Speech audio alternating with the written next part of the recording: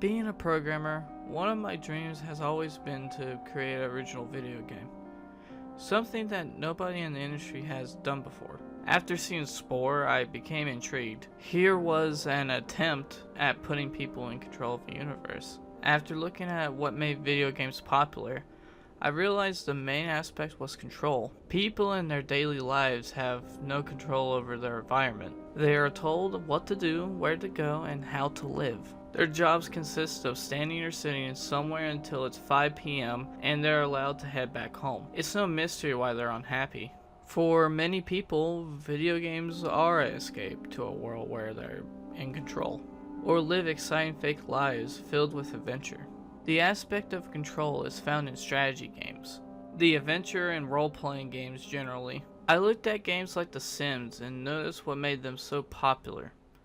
It's not just the illusion of control, but the degree of control. You have complete control over people's lives.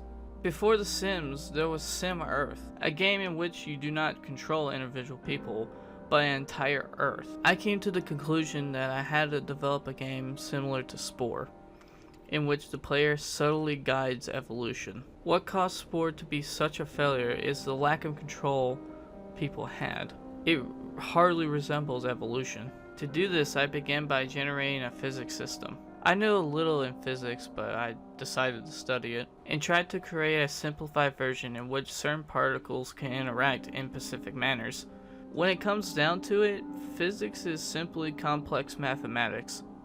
I simulated energy and matter, and created a simple system with the sun emanating energy circling by a planet catching said energy.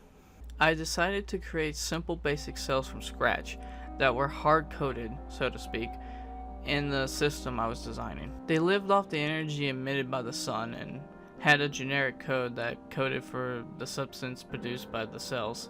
I guess you could call them my ukuleles. My world within a few minutes would always fill up with these cells, after which they would mutate in the most efficient cell in converting energy from the sun into useful substance for the vision would survive. It was very boring, but it worked, I guess. I decided to expand the physics system and force the cells to create waste products that were toxic and would kill them. I noticed that some cells responded to this by producing less waste. Others responded by producing something to emit the waste. Yet others developed chemicals to clean up the waste products. However, I noticed something fascinating. Running the simulation for a few centuries, a few minutes in real life, created cells that made massive amounts of specific waste products on purpose.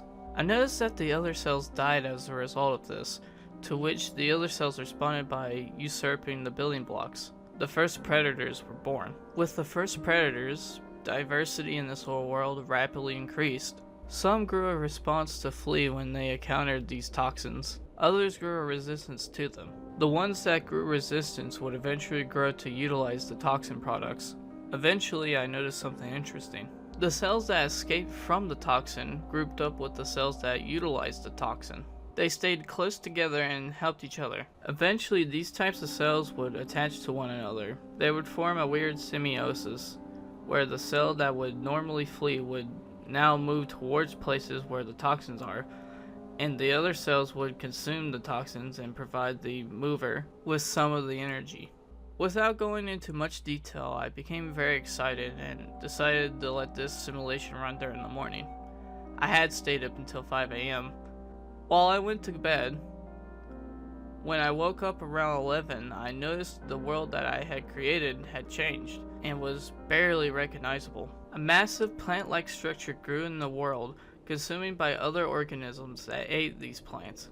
However, looking at the log, I noticed that the world hadn't changed much in the past 2 hours or so. I had reached another status point where the simplicity of the simulation prevented more complex life from evolving. I expanded the system by breaking up energy into different types with different wavelengths that were absorbed by 2 different degrees by different molecules. I implemented vibrations in the air, created a improved simulation of weight, and I made some more minor tweaks. This caused the simulation to run slower, of course, but it was worth the sacrifice. I stayed around the whole day watching the simulation in excitement and playing with it, as it was incredibly addicting.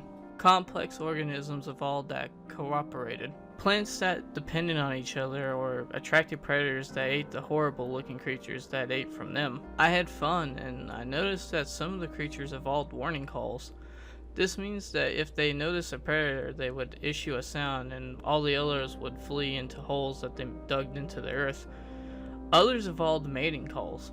I decided to have some fun. I made a dump tool allowing me to dump specific organisms on the earth and wrote my name with it. I created 10 meteorites, and I dumped them on a piece of land to create an island because I wanted to see whether the animals stuck on both sides would evolve or in different directions. I made a smiley island with a volcanic eruption. By that time, I realized I had stayed up until 5 a.m. again, as I heard the birds outside. I felt tired again and woke up at 1 p.m. or so. When I looked at my simulation again, I felt a sense of shock.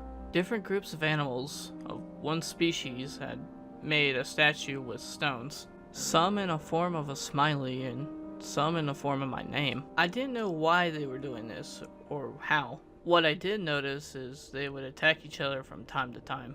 I didn't know what to do with it, but I concluded that these organisms must have somehow noticed that the smiley and the name I had written were special. The fighting disturbed me, and so I decided to create a massive mountain ridge through volcanic eruptions to separate the two groups. By this time, changes were happening fast compared to earlier. While I had to spend the night sleeping to see tribes evolve in my simulation, while I was getting something to eat or taking a bathroom break, I would notice that the tribesmen were wearing different styles of clothing or have changed their types of drilling. Their numbers were also continually increasing. At some point, I noticed the creatures began making their own symbols on the ground and no longer just copying mine. Most of the symbols seemed random and unintelligible to me, but one stood out. The organism had created a symbol that resembles them. A small circle with a square beneath it. Within the square, a dot could be found in the center. This was meant to symbolize the visual organs of the creature, as the creature had two visual organs, one in the front of its body and the one in the back. In the square, other sensory and reproductive organs were symbolized. Next to the circle on top of the square could be seen something resembling a drawing of a fork. Two of these forks have been painted in opposite directions, and next to that, the smiley face could be seen. I realized something. They were not communicating towards each other.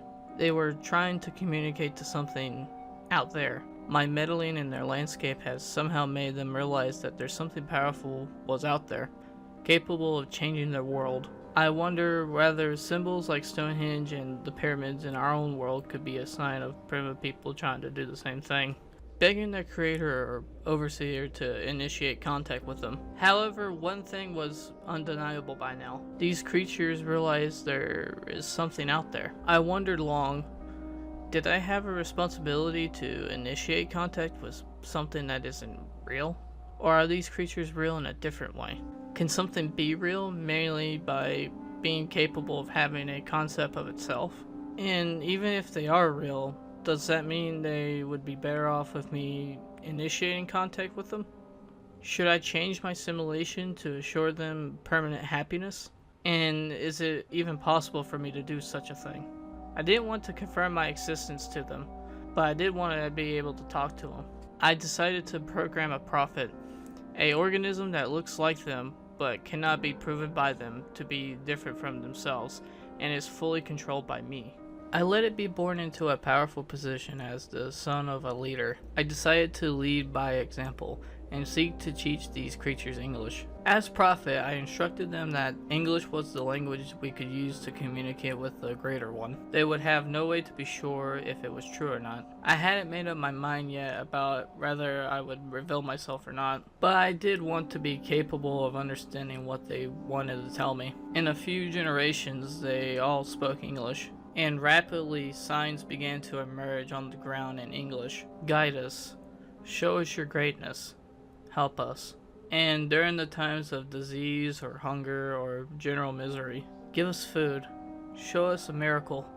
End our suffering.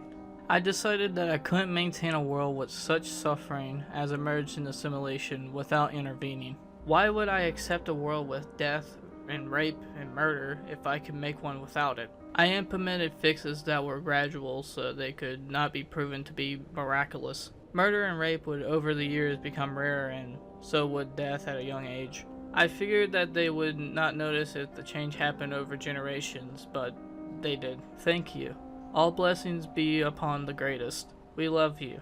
And the most heartbreaking part, come back to us. Tears ran over my face. There is something there, and it knows I'm here, able to contact them, but unwilling to do so out of fear of what I have created. But I felt like I had a responsibility, and so I loaded up the character I had created again and went to their king, asking to talk to all their wisest men. But by this time I was not believed. You are a number 1341, claiming to be the avatar of the greatest one. If you are him, I pray for your forgiveness, but please show us a sign before demanding of me to gather all my wisest men. And so I hesitated, but I responded. Tomorrow there shall be 2 more meteors fallen from the desert island in the sea before you on the same day, and when they do, doubt no more and realize that I have come back to repair the broken world that I created. And so I exited my avatar, and I progressed the simulation until the next day was reached.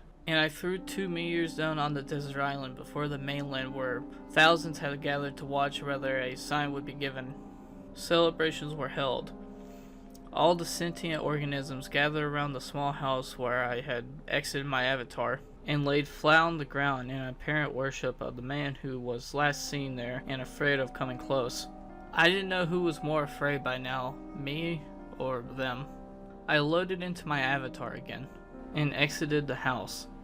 The creatures continued to lay flat on the ground in utter silence. It is as if they felt unworthy of speaking. Let your wisest man stand up, I told them, and up stood one of these bizarre-looking creatures. Thank you for coming back. Pray tell us, do you have any request of us? I hesitated before saying, there is nothing you can do for me that pleases me, but for you to be good to one another and to contact me with your wishes and fears. The creature responded with, we know you come from a different world, and we are afraid. We understand how vulnerable we are and how incomplete our experience is. Please, allow us to join in the world that you created our world from. I began crying behind my computer as I responded, I do not know how. The creature responded, at risk of offending you, please understand the severity of our situation. By living in a world that is incomplete, we are at constant risk of disappearing forever, never to be seen again. We would never even consciously realize that our end has come. I realized they were unable to comprehend that I only had absolute power within their world and not outside of it. They also did not realize that my knowledge of their world was limited. I may have created it through simple laws, but those simple laws gave way to a reality of its own that is more complex than I can comprehend. I responded again. I only have power in your world, and my world I have no power, and so I cannot bring you there, because my world is not under my control. I also do not understand the world I have created. I do not know what's best for you, only you do, and you have to inform me what you want. And the man waited for a moment. I was about to think they were going to end communication with me before the wisest man responded. You have created a world that is incomplete, with creatures that cannot escape, and you have no power to save them. They are completely unfree, and they have no power. We are completely at your mercy, and so we ask from the deepest of our hearts, end us. By now I was crying as I was confused and asked to do the impossible. My own child was asking me to kill it.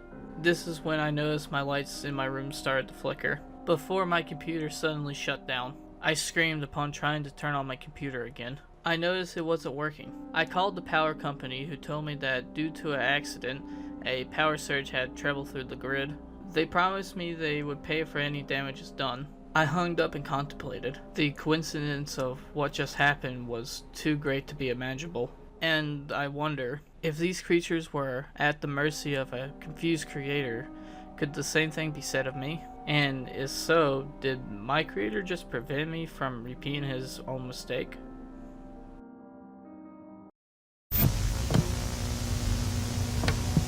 This is another one of those favorite creepypastas of mine. When it comes to creepypastas that I just continue to rewatch, it's gotta be My Buddy Sandman and My Creation. And the reason why I like My Creation so much is just the absolute concept of it. It pretty much just starts with him just wanting to create a very good video game, and he ends up accidentally making these sentient creatures. But could we be able to do this with just modern hardware? My honest opinion, yes and no. I don't even think with the beefiest rigs you could ever get close to this. Mainly because there's a lot of stuff just going under the hood. Could you maybe fake it and cut corners? Yeah. If you're gonna make a game called Earth the Simulator, you're gonna have to cut a lot of corners. And you're gonna have to do a lot of smoke and mirrors to make it feel real. And if you also add in like machine learning or artificial intelligence, this could be actually possible. Just don't expect it with a RTX 4090 with a Ryzen 7 5800X 3D. Because the day I can run 144 FPS with max settings on body cam,